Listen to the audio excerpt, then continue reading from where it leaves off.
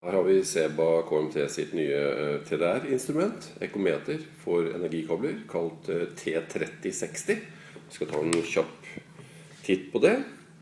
Dette er da et veldig brukervennlig og lite kompakt ekometer med én utgang.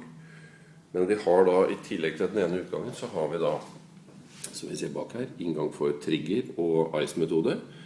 Det vil si at vi kan bruke ekometeret sammen med støtgenerator og lysbustabiliseringsutstyr, sånn som ARM-filter, for å kunne detektere høye med vanskelige feil, ikke bare lave med kortslutninger. Rekkevidden er en ca. 8000 meter. Vi har norsk menystyring. Vi har USB-utgang for å eksportere målinger. Betjeningen er ved å vri på denne knappen her, vri- og trykkmetoden. Så vi har da altså lokalisering med ARM, som da er lysbustabiliseringsmetode for høye med feil. Vi har ICE-metode, hvor man bruker ekometeret sammen med en støtspenningsgenerator. Den metoden er da veldig godt egnet for å knekke høye med vanskelige feil på særdeles lange lengder. Og så har vi da direkte ekometermåling, eller TDR om vi vil.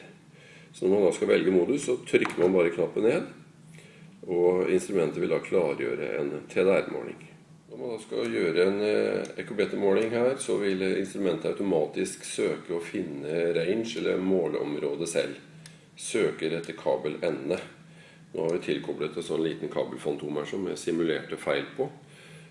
Både høye med og lave med. Og her kan vi da se at instrumentet har funnet et område som da dekker. For å så kunne da gjøre litt nærmere analyse av den målingen, så vil vi gå inn på dette tannhjulssymbolet og velge opsjoner. Da får vi tilgang til å endre løpehastighet. Vi får tilgang til å zoome opp området, altså range. Vi kan justere forsterkning for å få en bedre kurve. Vi kan sette markører, og vi kan sette kurve på hold for å sammenligne målinger. Vi kan eksportere og lagre målinger. Så vi har flere muligheter her sånn da. Først skal vi se litt på muligheten for å sette kurve på hold, for dette er da en funksjon som er ikke godt gjemt, men kanskje litt lite kjent og litt lite brukt. Veldig nyttig funksjon hvis man da ønsker å sammenligne en fase med en annen fase, eller flere faser. Så her har vi da muligheten til også å ta dette bildet og sammenligne da med en syk fase. Her kan vi da koble om fra et frispar til en relativt lavomifeil som er på det andre paret her. Vi går tilbake på instrumentet og får da en direkte sammenligning opp på skjermen med en gang.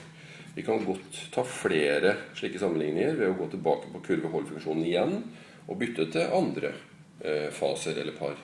I tillegg så vi kan legge mange kurver oppå hverandre her for å lettere kunne se hvor feilen er igjen.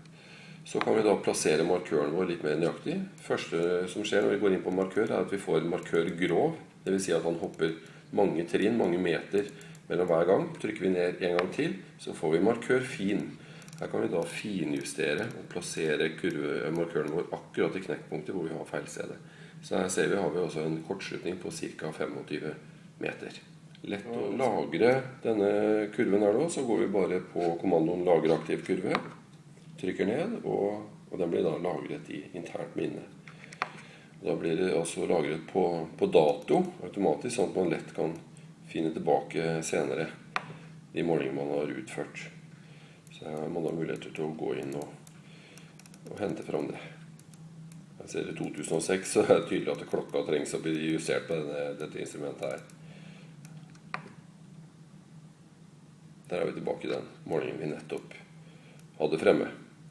Og den kan også eksporteres til en USB-minnepenn via USB-porten her. Så.